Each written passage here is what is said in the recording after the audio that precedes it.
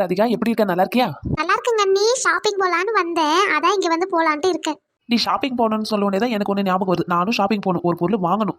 சரி சரி தே, நான் போய் ஷாப்பிங் போயிட்டு வந்துடுறேன். சரி மருமோளே, சரி. ஏம்மா உன் மருமோளை பாத்தியா? ஏன்டி நல்லா தானே பேசுனா? நல்லா பேசுனா. நான் ஷாப்பிங் போகணும்னு சொல்றேன், இப்பதான் அவளுக்கு ஷாப்பிங் போகணும்னு ஞாபகம் வந்திருக்கா. எதுக்கு கேட்டாலும் எனக்கு போட்டி எல்லாம் அவ பண்ணின்னு இருக்கா. மொபைல அப்படிலாம் பேசாத. நீ உன் மருமோளை விட்டு கொடுப்பியாக்கும். மொபைல பத்தியா புது வாட்ச் வாங்கிட்டு வந்துட்டேன்னு சொல்லிட்டு என்கிட்ட பீத்திட்டு இருப்பா. ராதிகா, இந்தம்மா வாட்ச் இது உனக்கு தான். போன மாசம் வந்தப்போ இந்த வாட்ச் ரொம்ப நல்லா இருக்குன்னு நீ சொன்னல, அதான் இதே மாதிரி உனக்கு ஒரு வாட்ச் போய் ஷாப்பிங் பண்ணிட்டு வாங்கிட்டு வந்தேன். தேங்க்ஸ் அண்ணி. மருமோளே ஜூஸ் போட்டு வச்சிருக்கேன், நீ போய் சாப்பிடு போ. சரிங்க அத்தை. ஏண்டி உன் அண்ணியை பத்தி இப்பயாவது புரிஞ்சுக்கோ. உன் அண்ணி என்னைக்குமே உனக்கு நல்லது தான் பண்ணுவா. அவ என்னைக்குமே தனக்குன்னு வாழ மாட்டா. உன்னை ஒரு கூட பிறந்த தங்கச்சி மாதிரி தான் நினைச்சுன்னு இருக்கா. ஒருபோதும் உன்னை போட்டியா நினைச்சதே இல்ல.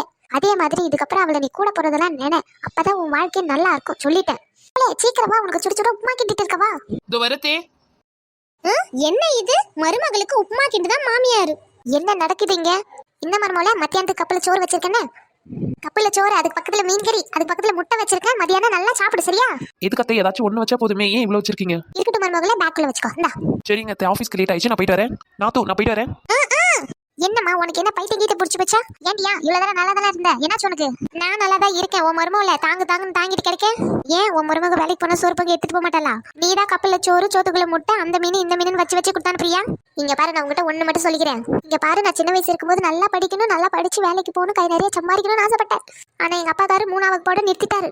ஆனா இப்ப எனக்கு சந்தோஷமா இருக்கு. என் மருமக நல்லா படிச்சு முடிச்சுட்டு வேலைக்கு போறான், கை நிறைய சம்பாதிக்கிறேன், வீட்டை நல்லா பாத்துக்கிறேன். இந்த வீட்டுக்கே ஒரு தூண் மாரி, தெரியுமா?